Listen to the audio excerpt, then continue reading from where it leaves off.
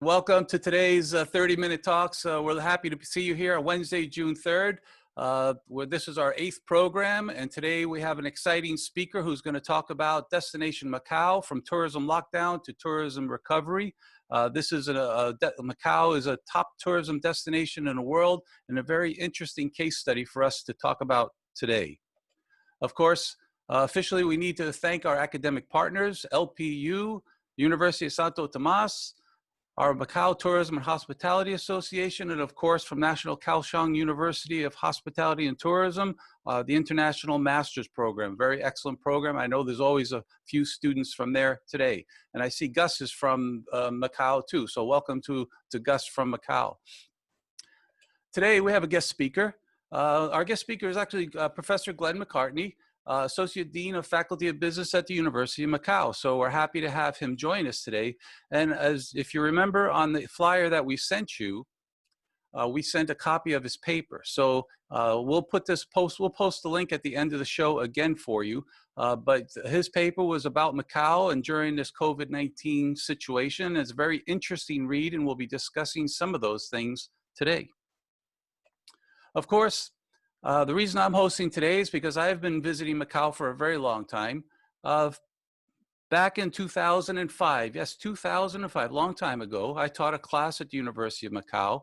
And if you look at this hotel casino, it was actually back then it was called Greek Mythology. And those are my students from 2005. And one of the reasons that I'm showing this to you is back in 2005, we attended the G2E, which is a conference that discusses tourism in the integrated resorts and casinos. And so all of the students there, as part of that project, the students helped me with doing a study and a forecast for the presentation that I conducted at that conference. So thanks to those students, and I'm sure our guest speaker might recognize a few of these students some 15 years later. Now, back in 2004, I was involved with Macau even before the integrated resorts started to open.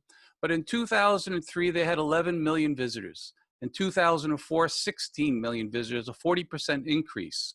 And the main reason for that was because of the opening of the Sands Macau, which was the first Las Vegas-style casino that opened in Macau. So that was a big change for Macau. And so the conference always was asking, what's going to happen in the future? Well, my students put together a wonderful linear regression based on the numbers in the past in Macau. And they said that they anticipate around 23.5 million visitors would be coming to Macau. And so that's what everybody should plan for. Now, this was a good study, but I gave my opinion on this too. And so they asked me to give a forecast for the future. So these are the actual slides I used from 2005. So the crystal ball. Well, China at the time was growing. It was an emerging country. They had continued economic growth. They were doing very well. Their travel was starting to increase, domestic travel first. So what happens in domestic travel in China, they started to travel within the country. They started to go to Hong Kong. And of course, Macau would be a key destination for them in the future. The infrastructure was improved. Actually, that's when they started to talk about the bridge from Hong Kong down to Macau. And of course, everybody was starting to make money, so they wanted to spend that money on different things. So that would help the retail side of the business. All these things were possible, and even Disneyland in Hong Kong was making tourism and destination activities, attractions important. So the question that they asked me is, Dr. Andy, how many people will be coming to Macau in the future? And this is the number that I shared at that time. I said 40 million. And the whole room laughed. I'll never forget that moment. I said 40 million. I worked in Las Vegas for 20-something years, and I know the casino and integrated resort industry very well. So that was my prediction. And I said there would be about $20 billion in US dollars in gaming revenue, and in non-gaming revenue, about 30 billion. Again, so a total of $50 billion in revenue for Macau in the future. And again, I was not well received at that time. So let's take a look at what happened. In 2019, hotel revenue, $4.5 billion, food and beverage revenue, $1.4 billion, retail, almost $12 billion. And if you look at this, roughly $36.5 billion in casino revenue, So in 2019, their total revenue was 54.5 billion. I was short just a little bit, but it was an excellent number. Macau has done very, very well. And so the revenue is wonderful for what the people there were doing with all the integrated resorts. Now, the other number was an interesting one. So how many people in 2019? 39.4 million. How many did I say? 40 million. So if you build the infrastructure properly, if you build something that people want, if you build quality, then you will find that people are very happy to come to your destination to experience those things that you built for them. In Las Vegas, we have a saying. They say, if you build it, they will come. And someday we'll do a section on a show on Las Vegas to show you some of the beautiful properties there too. But this is the reason that I made that prediction, because this was the opening in 2004 of the Sands Macau. Now you can see this picture, and it is crazy how many people were lined up to go to that casino. The interesting part was that casinos have been in Macau for 30 years before this. So the new Western style, Las Vegas style casinos and integrated resorts with the attractions and the foods and the celebrity, all those things together help to create the new Macau.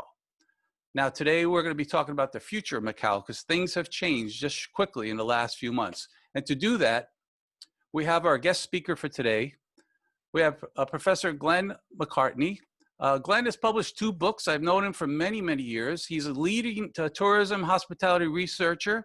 He's the associate editor of Journal and Convention and Event Tourism. He's very big into the MICE industry for those people. And just 2 years ago, he was awarded as a member of the Most Excellent Order of the British Empire. He was actually given an honor by the Queen herself. So that was a great honor for him. Some of his books there that you can look for in Macau or anywhere really.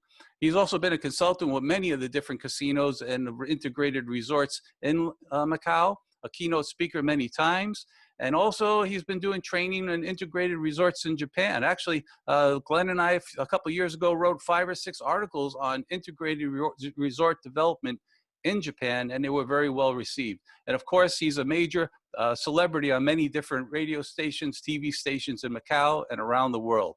So I hope Glenn will turn on his video now and get ready to join us. There's Glenn. Glenn, welcome. Everybody give a round of applause for Glenn. Let's turn on your microphone too. Hi there. Is my microphone on now, Andy? Yeah. You're doing great. You sound good. You look good. Tell us about that background you have there, Glenn. What do you? Well, throughout my presentation, I'm a big Star Wars fan, and so I hope people they identify this as my own personal Millennium Falcon, and so that's my backdrop. So I like to add a bit of humor as well sometimes to the monotony of a Zoom talk. So yes, this is my Millennium Falcon, and throughout the talk, I will have various Star Wars background as well. Very good. Thanks. That's exciting. I like the show myself. Glenn, why don't you give us a little update about Macau? And I know you've sent me a few slides, so we'll flip through those slides together. Sure. Again, but my thanks to Andy and Perry and Alan, and of course all the sponsors for having me today on the show. And Andy should be on the show because he's very good at predicting the future there.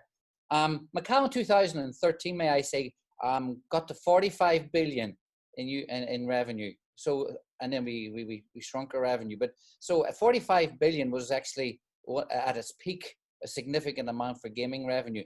These are pictures I'm sharing of February in Macau. You can see St. Paul's Ruins, which is the iconic visitor site, empty. And this is actually the other picture is of the Cotai Strip. It's empty.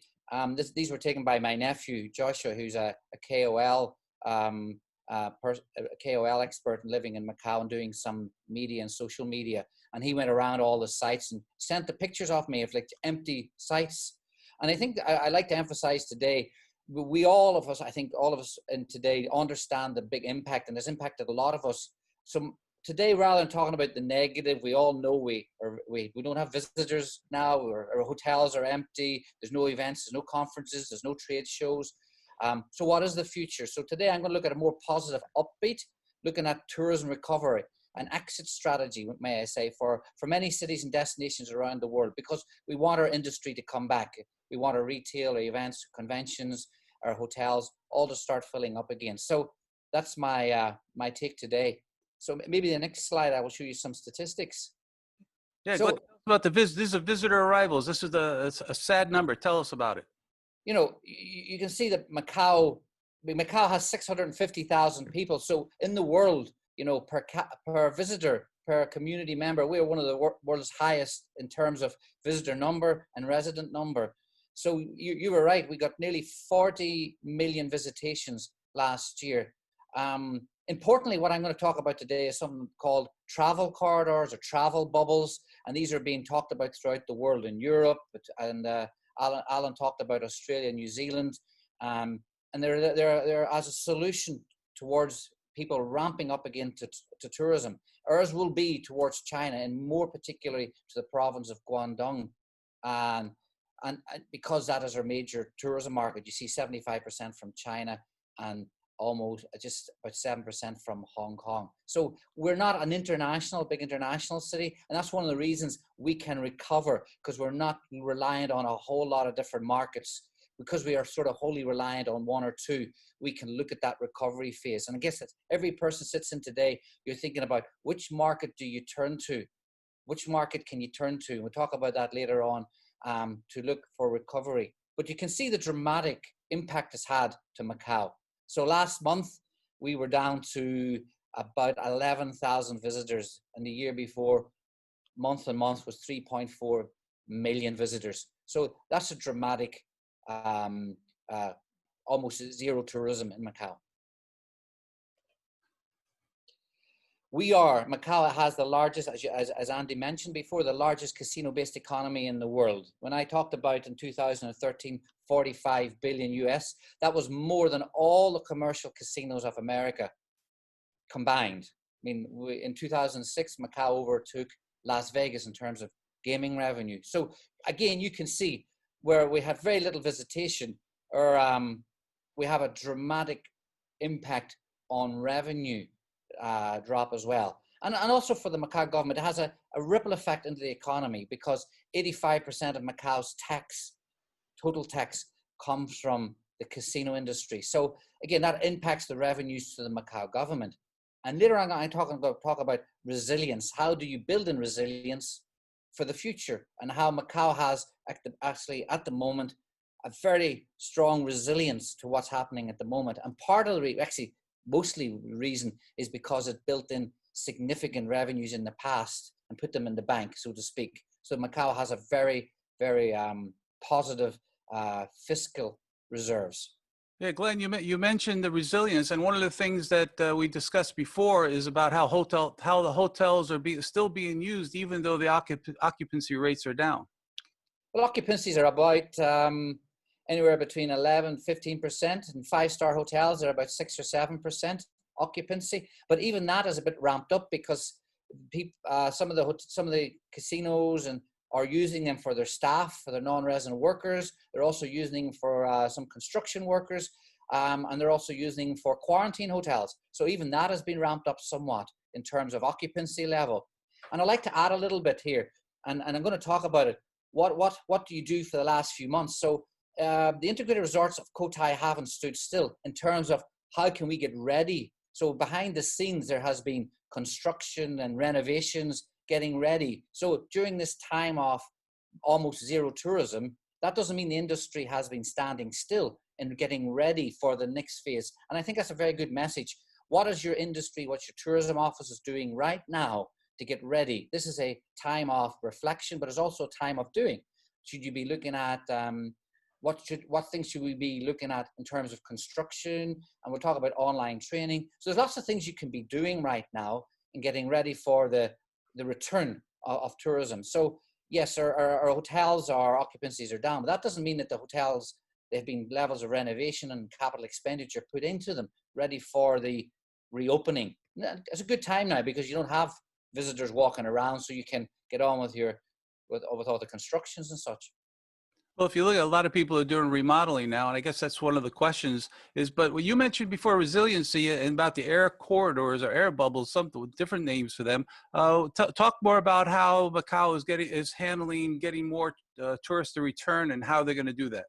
Well, we do at the moment. It's still under discussion, and an air and I mean the air bubble. There needs to be a few things in place. You need to have, if you're putting you in another jurisdiction, you need to have the IT systems that are syncing together. So your IT system and their IT system, because you're going to have to share data, big data. You're going to have to share data on your traveler, their demographic, their some health data, and some previous travel data. That has to be shared. And also the two jurisdictions have to trust the data as well as sharing the data, and they have to have similar IT systems to adopt the data. And today I filled in another, you can't see it, but on my phone, you can see my phone has also got a Darth Vader on it, but I filled in an e-certificate every morning before I can enter my university or enter a public building or go into a casino floor or go into a hotel or any hospitality venue. I have to show them my e-certificate, which has 3 color codes. One is green, which I have this morning, which means I can enter. If it's red or amber, you cannot. And amber means you've been in close contact with a COVID-19 person, or red is that you are suspected to having COVID-19. So we have this IT system built into our phones now. And now hopefully we can use that to transit the border, because obviously an air corridor is a two-way system. It means I can leave and they can enter. So air corridors, they need to have, of course, you're sharing data across jurisdictions and you have data protection. Not as easy as people think, because you think, oh, we can just cross over borders. But when you have cross-jurisdictional things to think about, sharing of data, big data, cloud platforms, or how you're going to do it, they have to be put in place. So hence, there's a lot of discussion about air corridors, but few are implementing it as yet. And I believe Macau is also, we're looking at it particularly with the Guangdong province and also with Hong Kong. But this morning, there was a press conference, there was a press release from Hong Kong that they're extending their quarantine deadline until July the 7th. So we're still uncertain when our air corridors could resume, where Macau could resume before Hong Kong. So there's still, now there's more discussion about when Macau could implement its air corridor, for example, with Guangdong. Yeah, Glenn, you mentioned before, once before, that even the unemployment rate is less than only about 2% in Macau. Yes. Quarantine, how long do people have to quarantine when they come to Macau right now? Tell us some stories how that's working. Sure. Macau has had up at its time up to nearly 12 hotels or 3,000 rooms set aside for quarantine.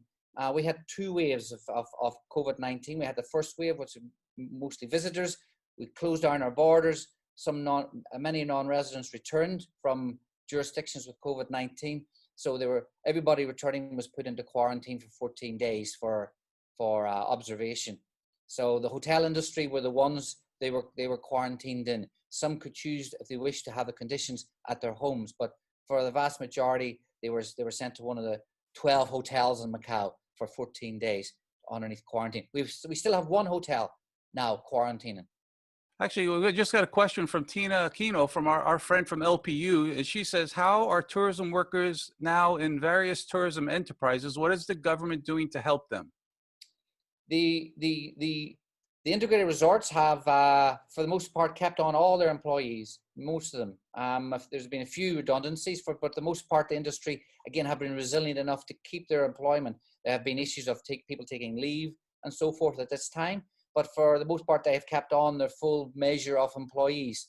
There has been some unemployment, but not a large amount. So for the moment, because these are integrated resorts, and part of the reason why the industry is resilient is because the gaming industry has provided a lot of equity for the industry to stay resilient. So Macau is a special city because we have the gaming industry. And so these big integrated resort properties have a lot of equity to keep the bulk of their employees and some of their operations going. Remember, the casinos are all open. Most of the casinos are open in Macau, but there's no patronage. They've been open since middle of February. Some of the hotels are open. Some of the restaurants are open. The retail, the spas, and the gyms, and they all have to be manned, even though there's very few patrons or visitors. Yeah, actually, it's a story about even in Las Vegas in the old days. Las Vegas in December, the holidays in the U.S., all the casinos would be empty, but the hotels would keep their employees standing there, even though the casinos were totally empty, in order to support the employees and to take care of them during those slow times.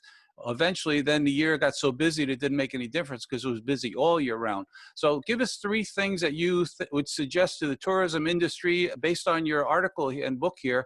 What three things do you think people, organizations should do to be resilient? You know, Macau is a very interesting case study because the gaming industry provided a lot of money, we call taxation, to the Macau government, and it was more than they need to spend throughout the year. So that surplus was put into fiscal reserves. So Macau government has over 70 billion US dollars in the fiscal reserves. So I think one of the issues when the tourism industry, when the tourism tax dollars, that the tourism tax dollars are put for these moments of possibility of a crisis and risk, that you need some level of fiscal resilience, which means there is money there if something happens. There's money to keep your employees, to keep your services going, that you don't have to have unemployment, that you can keep most of your staff on board, that you can keep some of your operations going. You can start doing things like the last few months. I said to my students, and so for 3 months, I mean, what can tourism industries be doing? You know, for example, online training, service industry training to frontline workers, to people working, to taxi drivers, to immigration officers, language training. So that can be done online. I've been doing online teaching for 3 months. So a lot of these resilience can be built in by fiscal resilience. So you need to have some money there. So I think in the future, when the tourism industry and the government's receiving tax from the tour, we give a lot of money to the governments around the world in terms of tax dollars, whether it be through tourism taxes or service charges or hotel taxes. So and casino tax, I mean, some of that money should be put to the side for any types of crisis or risk management, because we are such an important industry. So for the economy, so when there is a downtake, then there's some money to be put back into the system to keep it going. So that's part of the reason, part of the way to do a resilience. Now, when I wrote this chapter about casino resilience, I didn't think about a pandemic. I was thinking about other types where maybe a travel market, too much reliant on one travel market and not enough reliant, so you could spread, not we call the eggs in one basket. So resilience could be making sure that you are going to many travel markets. Of course, that doesn't apply here today because we have a pandemic. You could also have resilience built in by making sure you have a diversified tourism product within your city. So that means that you have a diverse types of, from heritage sites. So you have to look at the product offerings. So every year, the types of festivals that you have. So you can build in resilience by having a lot more types of looking at your product offerings and making some changes every year. So obviously with the pandemic, it's much more challenging because it has such a dramatic impact on the industry that maybe you don't have many options. So for Macau, the fiscal option helped a lot, obviously, where we're at right now in terms of resilience. We have to look ahead. Hopefully this is like once in a lifetime type of risk or crisis, but we do have to look ahead much better in the future in terms of what if statements and scenario planning. I think that's a very important part of resilience training is tourism destination marketing organizations. It's not just about marketing and numbers coming through your border right now. It's about managing, and managing means to me scenario planning. What type of scenarios do we can endeavor in the future, 5 to 10 years? Many of the scenarios may not play out, but at least you're rehearsing them and you're understanding what type of reserves you may or may not need, what type of human resources you might need, what type of policies you might need. So that type of thinking, I believe, should be part of resilience planning. With that said, with the scenario planning, Glenn, what kind of scenarios would you suggest or recommend for current students in hospitality and tourism who are studying either here in the Philippines or even in Macau? What should they be getting ready for or preparing for the future? Students, well, I mean, many of you listening to me right now, I would say be optimistic and absolutely upbeat about our industry. We are a resilient industry and we will bounce back and bounce back stronger too, because we will have learned from this. There's one thing, without getting academic, about scholarly, about why people why people travel. But we know that people love to travel. They love to go to see things outside their home. Concerts, I teach events and entertainment industry. I mean, we all like to go and see a live concert. We all want to see a live show. We want to go to a trade show. We want to make deals. We want to be holding the articles in our hand and talking to people to make the deals. So we know this industry will bounce back. There will be certain health checks and certain new norms that will become part and parcel of how we bounce back. But we have to be pragmatic. I mean, we have to be pragmatic about this. We have been. The travel industry and the tourism industry and the aviation industry has been pragmatic in its responses in the past and keeps bouncing back. So to students, I would say learn some new skills sets. I'm just recently looking at, of course, travel corridors and air bubbles and those areas. And I am not an IT, big data, iCloud professional whatsoever.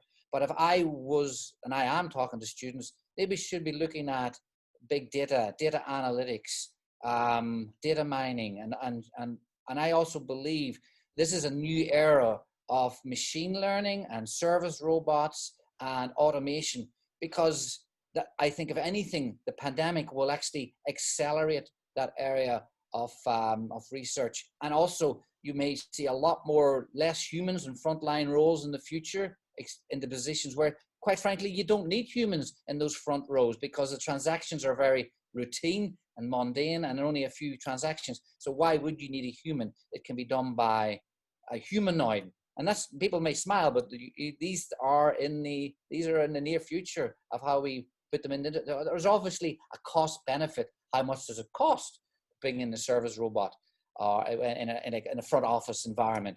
But the cost benefit, after the cost benefit argument, I think you're going to see a lot more of these integrated into the hospitality industry. These are areas that I think our students should be looking at more. Yeah, actually, Alan Williams always talks about technology in the hotels in some of our previous programs. So I guess the question comes now is, 15 years ago, I had to make a prediction about the numbers in Macau without knowing much of anything. But now that you've had 15 years of experience and you've had these last few terrible months, what is your prediction and how long it's going to take for Macau to return to normal tourism numbers? That's I've been asked that, and I'm about to do another interview with the media just on that question about when do you think and how do you think. A lot of it is crystal ball gazing, and a lot of them is government policies. I mean, as much as we in the travel and tourism and aviation industries and so forth want to go forward, like we do want to open our borders in a safe and cautious way, government policy will determine that. So we have to talk to those people who are handling immigration policies, aviation policies, and the right air corridors and so forth. So we have to have more discussions with, government to government agencies. That's out of the hands sometimes of hospitality and tourism industry, but we should be talking to them because those policies will determine how fast we respond and the numbers we will take in. So I'm optimistic as we move towards, we have this conversation by the summer, that we are looking at a recovery in Macau in terms of visitors coming back from, for example, the travel corridor. I think the travel corridor is a great idea as a cautious approach, because you obviously don't want to reset the clock of any virus numbers again, because you don't want to think about closing borders again. So it has to be cautious. And so you need to be working with your the medical side. Again, that's an area we can't dictate either. I mean, we must work very closely with the healthcare professionals and be guided by their data and their statistics, because we don't want to be jumping back in again to reset the clock. And so that's my area of looking at right now, is all these stakeholders, and truly all of tourism stakeholders. We talk about it theoretically, but we have to talk about it in a practical way right now. How do we talk to those major stakeholders that will determine when tourism and travel will return? Actually, that's a good point, Glenn. As we start to bring I'll ask Perry and Alan to sign back in. But the world always recovers after every tragedy, economic depression, terrible things happen around the world. And I think what's happened in the last couple of decades is people have become addicted to travel. So I think that once this slows down and everyone feels safer to travel, I think the numbers will grow again. So I brought back our panelists, Alan and Perry. Welcome back. And so, Alan, what do you think of this? You got a question or comment for Glenn? Yeah, listen, thanks very much. First of all, Glenn, for some very, very interesting insights and some very great thoughts. And as Andy mentioned before, one of the areas that I've been speaking about over the past has been the role of technology in the hospitality tourism industry in the future. One of the questions that comes back every week, and I wouldn't mind getting your thoughts on this, is that how many of the workers, traditional workers, might be replaced by technology, and people being concerned about whether or not it's good for their future if they're in the right industry. I like your thoughts about it will that the industry will rebound, it will come back, it will be stronger.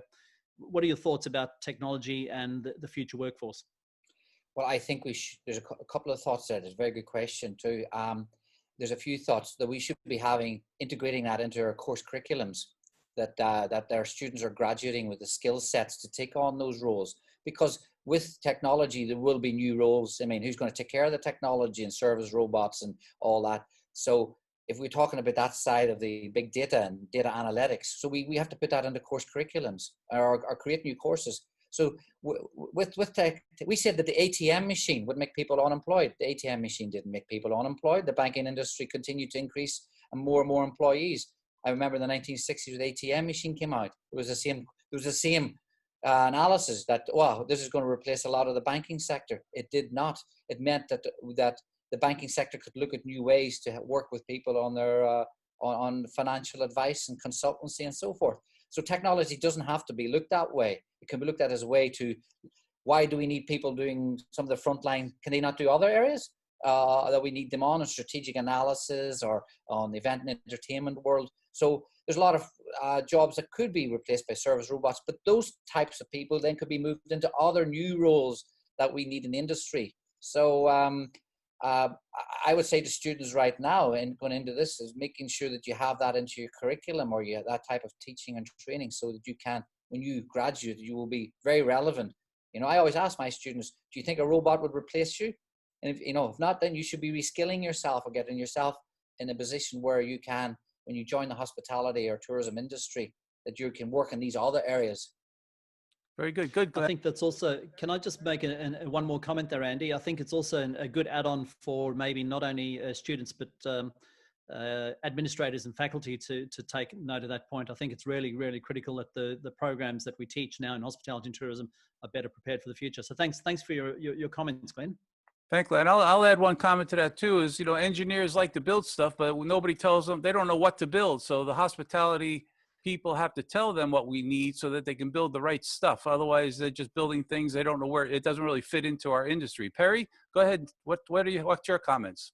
Well, look, thanks so much for that input, Glenn, and giving us more insights into what's going on in Macau. I guess I'm just thinking as well with the COVID situation. So much of our focus has been on going back to normal. And as you've indicated there, what we thought was normal will start to change.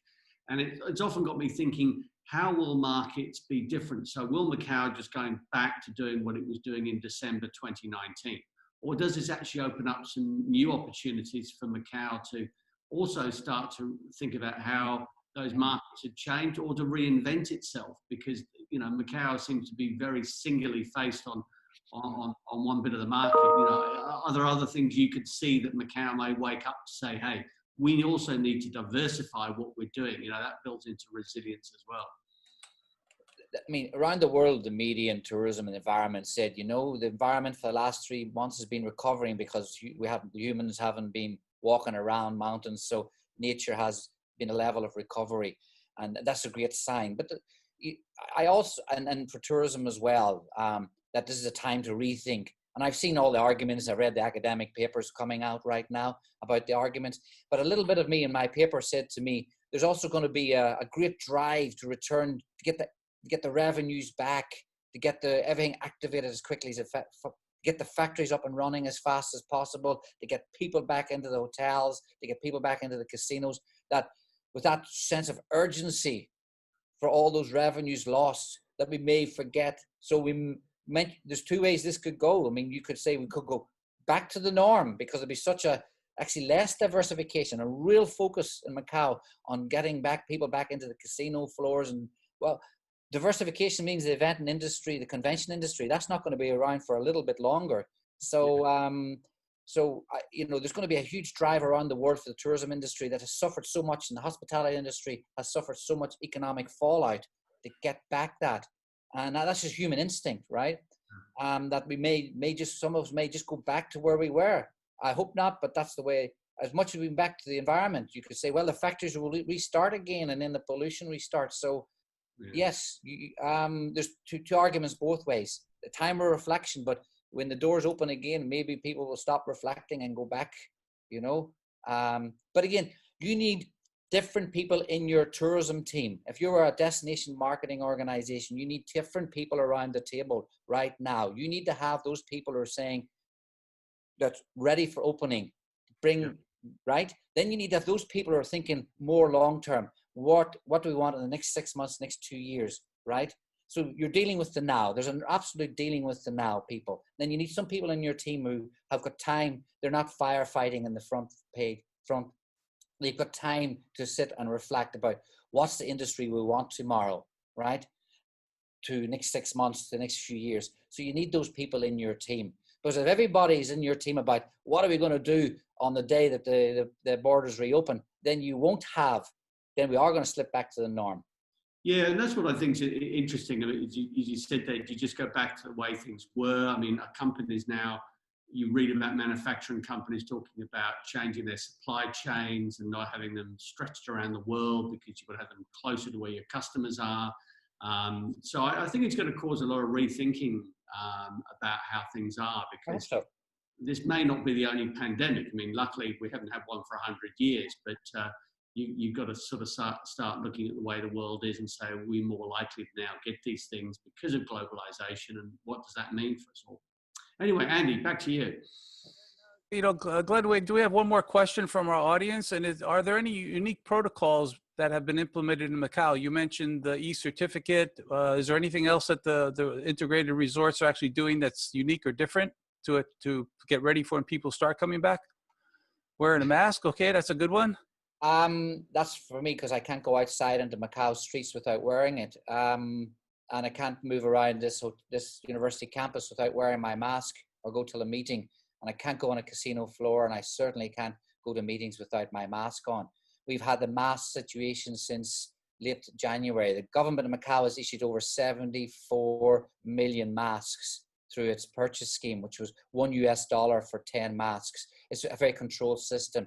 The mask is part of the protocol throughout the whole hospitality industry. Restaurants, bars, all the service staff must wear masks. So that's one protocol. Mask wearing has been in place for over 3 months. It remains in place. What else? We have heat sensors when I enter everywhere. This morning I've had my heat sensor taken 3 times. So throughout the course of my journey, because I went to a restaurant, I left the campus, came back on campus. So heat sensors are taken. I must use my e-certificate. So those are at least 3 protocols in place that we have right now in the hospitality industry. And you know what? They're going to be in place for some time in the future in terms of protocol. I mean, let's be pragmatic. An e-certificate, a mask, I mean, it's not such a large inconvenience in terms of what protocols and getting your heat. These are small, and I think for many patrons coming back from China, there will be, we'll do it and go in. We can stay in a hotel, we go to the casino floor. There's small issues that visitors have to deal with.